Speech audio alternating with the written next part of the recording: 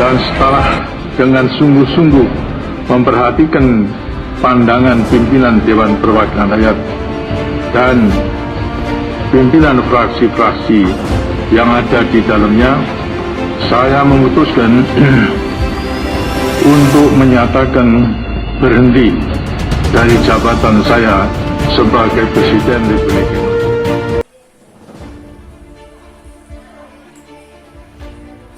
Assalamualaikum warahmatullahi wabarakatuh. Kembali lagi dengan saya Agus Salim SPD, Guru Sejarah SMA Negeri 5 Bagan Sinembang. Apa kabar kalian semua? Semoga dalam keadaan sehat walafiat dan selalu dalam lindungan Allah Subhanahu wa taala. Ya, hari ini kita akan membahas mengenai kehidupan, politik dan ekonomi semasa era reformasi. Reformasi lahir setelah negara kita ini mengalami krisis yang melanda berbagai aspek, mulai dari kehidupan ekonomi, politik, hukum, kepercayaan, dan yang parahnya lagi adalah krisis kebutuhan pokok.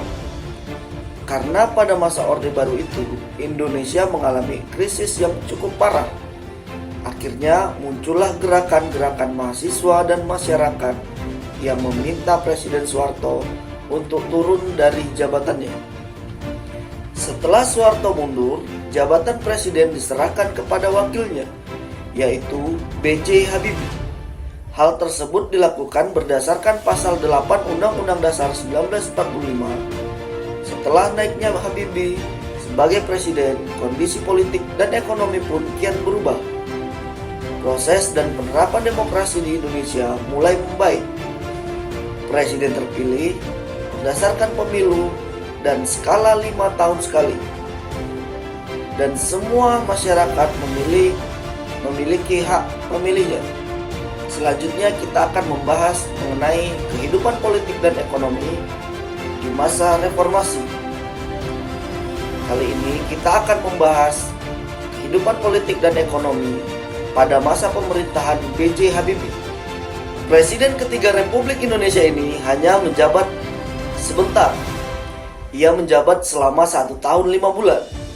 Bapak Presiden kita yang terkenal dengan kejeniusannya ini pada saat itu dianggap sebagai perpanjangan tangan rezim Orde Baru. Jadi, rakyat menuntut Habibie untuk segera melakukan pemilihan umum secepatnya. Meskipun sebentar, kepemimpinan Pak Habibie berhasil menyelamatkan krisis moneter yang terjadi pada masa Orde Baru, dan pemerintahannya membentuk Kabinet Reformasi Pembangunan. Adapun upaya-upaya di bidang politik yang dilakukan oleh pemerintahan Habibie, yaitu mengganti 5 paket undang-undang dan 3 diantaranya diubah agar lebih demokratis. Kemudian kebebasan rakyat dalam menyalurkan aspirasi, melakukan pencabutan terhadap pemberedelan pers, jejak pendapat wilayah Timur-Timur, memberikan abolisi atau hak kepala negara untuk menghapuskan hak tuntutan pidana kepada 18 tahanan dan narapidana politik atau orang-orang yang pernah mengkritik presiden. Kemudian pengurangan jumlah anggota ABRI di MPR dari 75 orang menjadi 38 orang. Kemudian Polri memisahkan diri dari ABRI menjadi Kepolisian Negara Republik Indonesia.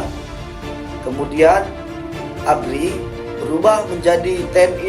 Selain upaya dalam bidang politik, ada juga upaya yang dilakukan dalam bidang ekonomi. Di antaranya merekapitulasi perbankan dan menurunkan inflasi, merekonstruksi perekonomian nasional, melikuidasi bank-bank bermasalah, membentuk Badan Penyihatan Perbankan Nasional, menaikkan nilai tukar rupiah terhadap dolar Amerika Serikat hingga di bawah Rp10.000.